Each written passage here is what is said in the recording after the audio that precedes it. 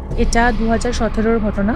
For some reason আমি জায়গাটার নাম এখন নিচ্ছি না এখানে। আমরা বেশ গল্প করছিলাম, এবার হঠাৎ করে আমার ওয়াশরুম যাওয়ার দরকার পড়ে। তো আমি কোমরের ওপরেই একটা জানলা, হঠাৎ মনে হচ্ছে কেউ এরমভাবে ধরে আছে আর আমাকে না ওই ওই বলে ডাকছে, একটা মেল হাস্কি সাউন্ড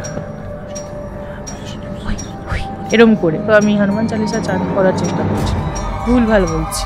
এবার যেহেতু ভুল হয়ে গেল, একটা বিভৎস হাসি। আমার আওয়াজ পেয়ে বোন বলছে, বদিদি কি হয়েছে? আমি বললাম খুলছে না বোনু, প্লিজ টান। ও টানতে খুলে গেছে। আমি বললাম চল রুমে চল। ও বলছে আমিও যাবো। ও ঢুকলো কিছু সেকেন্ডের মধ্যে, মানে জলের আওয়াজ পেল না, কিছু না, চলে এলো। ও বেরিয়ে কোনো রকম দরজাটা বাইরে থেকে বন্ধ করে আমাকে টানতে টানতে আমাদের রুমে নিয়ে গিয়ে হাঁপাচ্ছে। বলছে মনে হলো কোনো একটা মেল ভয়েস, কিন্তু ওটা হাস্কি টোনে বিচ্ছিরিভাবে হাঁটছে।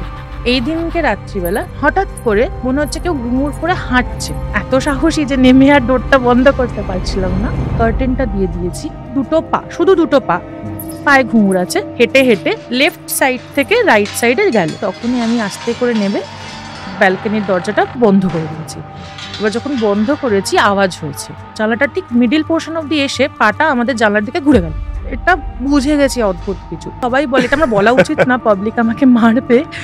ভগবান থাকলেই যে নেগেটিভ কিছু আসবে না, এই কথাটা যে কিছুটা হলেও মিথ্যে, সেটা আমি বুঝলাম। আমরা বেশিরভাগ মানুষ যারা বাড়িতে ধরো ভগবানের ছবি রাখি, হ্যাঁ, বহু ভগবান বাড়িতে শুধু ছবি হয়েই থাকে, তারা পূজিত হন না। যেহেতু তারা পূজিত হন না, তাই তাদের যে অরাটা, সেই অ্যাক্টিভনেসটা সেই বাড়িতে থাকে না।